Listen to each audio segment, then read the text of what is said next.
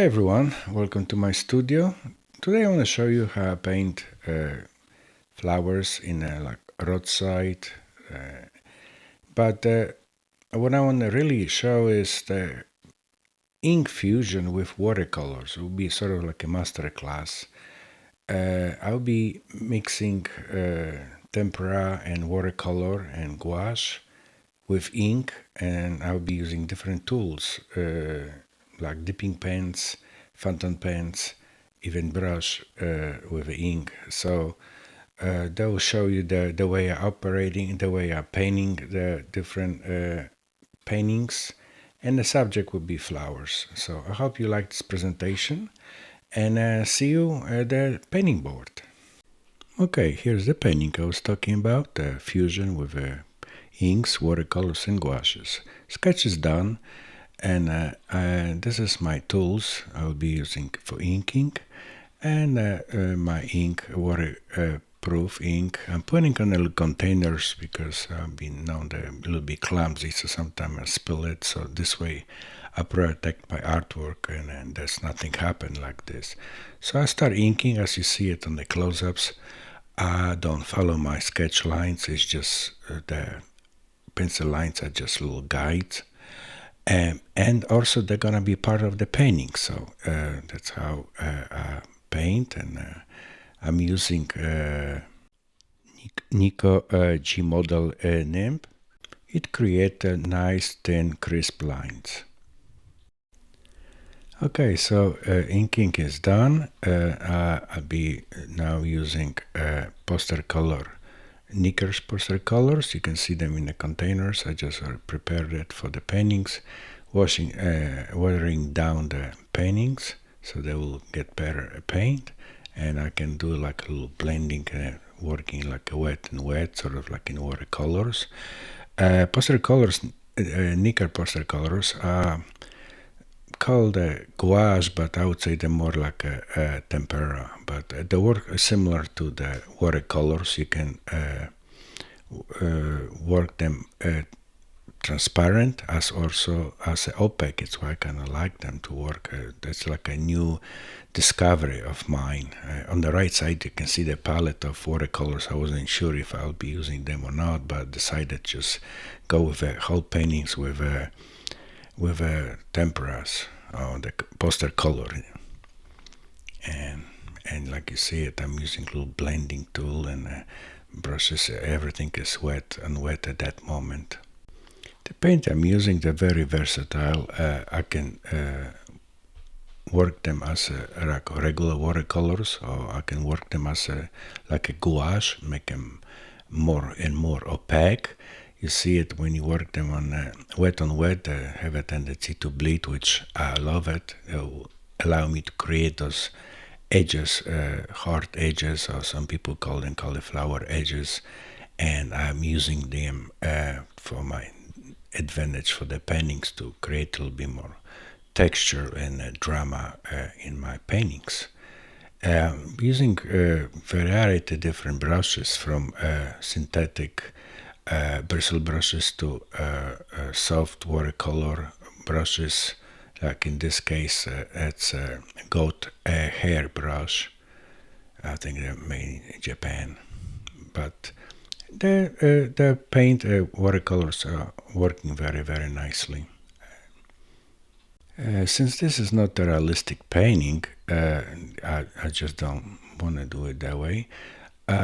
All mistakes and accidents are using to my advantage, and to make a painting more interesting. So, plus I'm excited doing that way.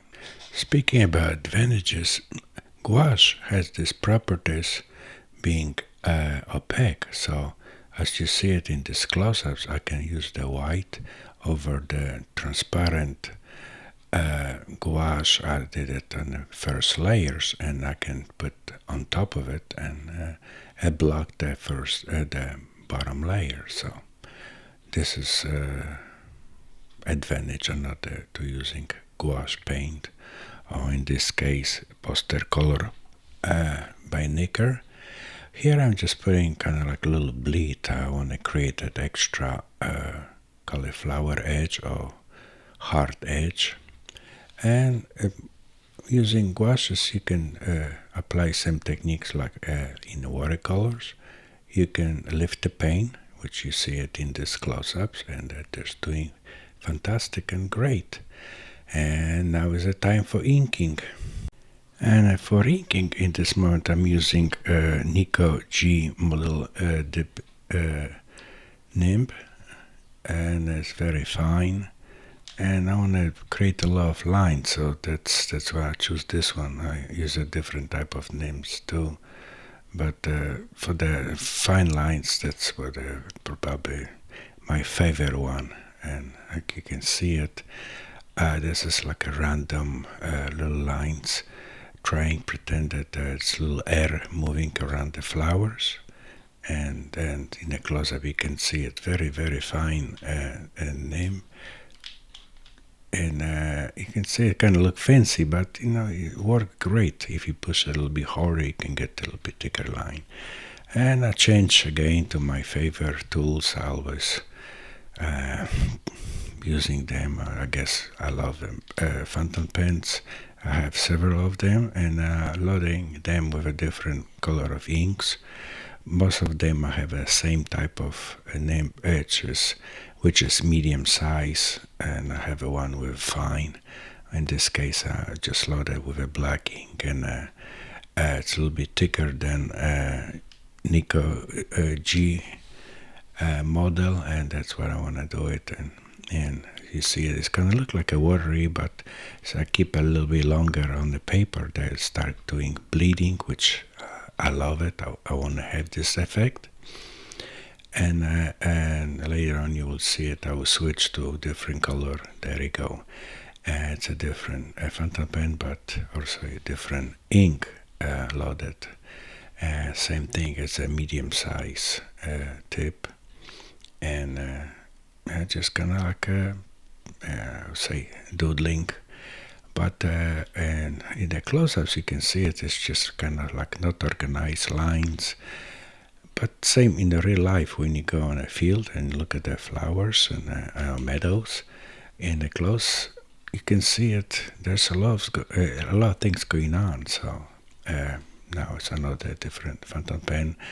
I'm using this white gold ink, and somehow the paper shows us brown, which is perfect. That's why I choose it.